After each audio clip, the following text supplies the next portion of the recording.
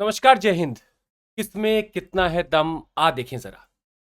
China ने अपना budget defence का लगभग 8वें कॉन्जिक्यूटिव ईयर लगभग बढ़ाते ही जा रहा है और 7.2% इंक्रीज, अभी कल की खबर आ रही कि इसने 7.2% इंक्रीज कर लिया है।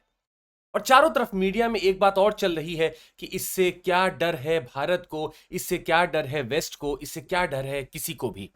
आइए चर्चा करते हैं कि वाकई में अगर कोई अपना बजट बढ़ा रहा होता है डिफेंस का, तो क्या वाकई में हमें कुछ सोचने की जरूरत है या फिर हमें कुछ अपने पॉजिटिव डेवलपमेंट के लिए सोचना चाहिए। आइए, आप सभी का स्वागत है। This is Chandramouli in front of you. तो कहा जा रहा है कि दिस पीपल्स लिबरेशन आर्मी, जिसके पास लगभग 20 lakh trained men and women है, 2 मिलियन ट्रेन्ड मेन और वुमेन है on active duty, according to a London based International Institute for Strategic Studies, जो इसको दुनिया की लार्जेस्ट आर्म्ड फोर्स बनाता है। खैर, इतनी बड़ी अगर आर्म फोर्स होगी तो आपको बजट का जरूरत तो होगा ही होगा। कहा जाता है कि ground troops make up the bulk of the army with 9,65,000 soldiers, और नेवी में 2,60,000 है और एयरफोर्स में लगभग 4 लाख के आसपास लोग हैं। एक स्ट्रैटेजिक मिसाइल फोर्स भी है जिसमें 1,20,000 पैरामिलिट्री फोर्स, और कह सकते हैं कि 5 लाख सोल्जर्स इनके पास बफर में भी रहते हैं। इतनी बड़ी आर्मी के लिए, इतने बड़े सोल्जर्स के लिए आपको कुछ ना कुछ तो बजट अच्छे खासे चाहिए ही होंगे। वैसे न्यूज ये भी थी कि बीजिंग ने लगभग, अगर आप देखें 2019-18 की बात की जाए, तो इन्होंने अपने सोल्जर्स को कम करने की भी कोशिश की थी। इनका यह मानना था कि they can modernise the defence forces, और लोगों को कम रखें। ज्यादा से ज्यादा ये लोग विश्वास करने लगे थे अपने रिसर्च पे, अपने मॉडर्नाइजेशन पे, अपने आर्टिलरीज पे, और लोगों को ये कम कर रहे थे, प्रून कर रहे थे। पर इनका एक प्लान है to complete this modernization efforts by 2035 and to transform the military into a world class force rivaling those of the United States and the other Western powers by 2050. खैर, चाइना के पास largest navy in the world है in terms of number of vessels, but इनकी जो fleet है उनके पास बहुत छोटे स्मॉलर वॉरशिप्स हैं, कहा जा सकता है, इंक्लूडिंग फ्रिगेट्स एंड कॉर्वेट्स। इनके पास 3 एयरक्राफ्ट कैरियर है कहने को तो, बट 2 ही ऑपरेशनल है, एक अभी भी टेस्टिंग फेज में चल रहा है। यहां देखा जाए तो यूएस के पास 11 एयरक्राफ्ट कैरियर्स हैं। नीचे जरा कमेंट करके बताइएगा कि भारत के पास कितने एयरक्राफ्ट कैरियर हैं और हम लोग अभी कितनों पे वर्क कर रहे हैं। चाइना की एयरफोर्स जो है वो वेस्टर्न रिपोर्ट से के हवाले से आ रहा है कि that is catching up with the western ones very fast.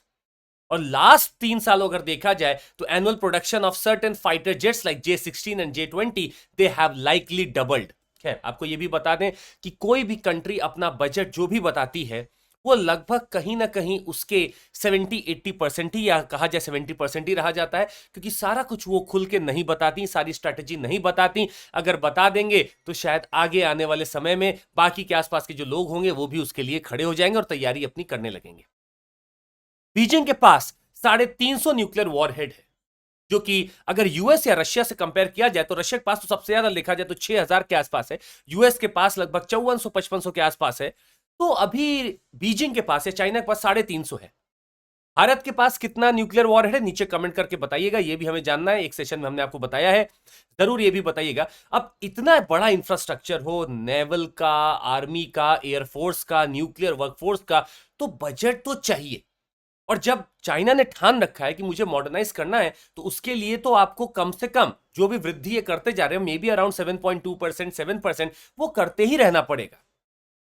Budget को अगर हम एक बार कंपेयर करें तो यूएस कहीं ना कहीं $800 बिलियन बताता है, चाइना 225 बताता है, पर बहुत हवाले से खबर आती है कि it is somewhere around $300 billion.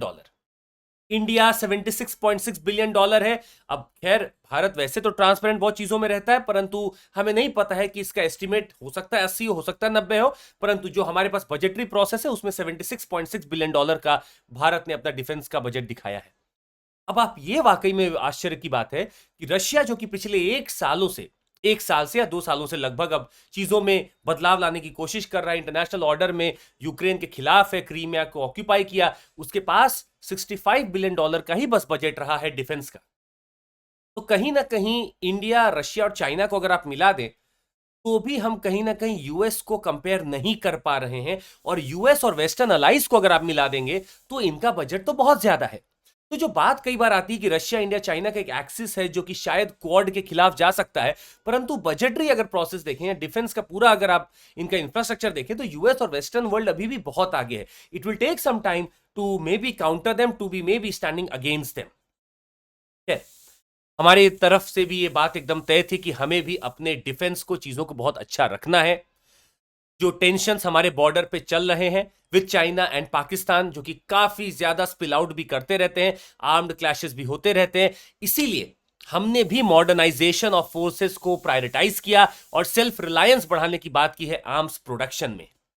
इसके लिए अगर आप देखेंगे तो 2020-21 से अगर हम एक ग्राफ आपको दिखाना चाहें तो समवेयर अराउंड 4.6, 4.8, 5.4, तो मतलब लगभग ये हमारा बढ़ता चला गया. 5.96 लाख ट्रिलियन रुपीस जो है, या 5.6 लाख जो करोड़ रुपीस है, वो अभी हम दे रहे हैं आपका इन दिस डिफेंस बजट. तो एक तरह से अगर इसको हम डॉलर में कंपेयर करें तो 76.6 बिलियन डॉलर के आसपास ये आता है, या फिर 5.6 लाख करोड़. तो इतना पैसा अगर हम डिफेंस में दे रहे हैं तो कुछ ना कुछ तो हम वहां पे कर रहे होंगे. इसका एक बहुत बड़ा भाग है जो कि प्रोक्योरमेंट में जाता है, इक्विपमेंट के. शायद प्राइवेट कंपनी से भी अब हम बहुत प्रोक्योरमेंट करने की बात करते हैं. मेक इन इंडिया इनिशिएटिव के तहत हम चाहते हैं कि वो हमारे लिए बहुत कुछ बनाए और हम उसके लिए बिल्कुल तत्पर हैं. अब प्रश्न ये है कि चाइना का आखिर बजट पिछले 20 सालों में 14 टाइम बढ़ा कैसे, या 14 गुना बढ़ा कैसे. अब 1993 की बात है कि पीएलए जो कि आपका पीपल लिबरेशन आर्मी है, इनको लगने लगा था कि मुझे अपना या इनको अपना, they wanted to change the doctrine, local wars under conditions of high technology. तो मॉडर्नाइजेशन की बात लगभग 1993 से चालू हो गई थी.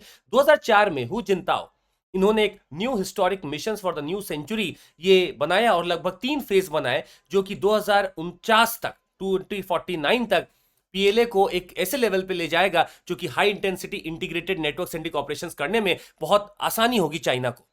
तो लगभग 2004 से ही लगभग अगर आप देखेंगे, they have been increasing their budget in order to modernise the forces and in order to have more of such equipments जो शायद वेस्ट को टक्कर दे सके. भारत के लिए भी बात समझना बहुत जरूरी है कि अगर चाइना इतना तेजी से अपना बजट ग्रो कर रहा है, घबराने की बात नहीं है. We have all such nuclear warheads, we have all such artilleries, we have certain tanks, हमारे पास बहुत चीजें हैं. परंतु हमें भी अपने बजट पे मॉडर्नाइजेशन का सीख लेना चाहिए चाइना से. हमें भी कोशिश करते रहनी पड़ेगी कि कहीं ना कहीं हम भी अपने अलायंस को इतने स्ट्रांग रखें, रिसर्च एंड डेवलपमेंट को इतने स्ट्रांग रखें कि शायद हम उनको काउंटर कर सकें. हालांकि क्वाड हो जाने के कारण या क्वाड आ जाने के कारण भारत को बहुत मदद मिलने वाली है जापान, यूएस और ऑस्ट्रेलिया से भी इन टर्म्स ऑफ टेक्नोलॉजी ट्रांसफर. पर चाइना एक परसिस्टिंग प्रॉब्लम है जो अभी रहने वाला है, इसीलिए हमें अपने ऊपर डिपेंडेंट होना पड़ेगा, हमें अपना मॉडर्नाइजेशन करना ही होगा. बहुत बहुत धन्यवाद इसको सुनने के लिए. मिलते रहेंगे आपसे. Thank you so much. Take care. जय हिंद.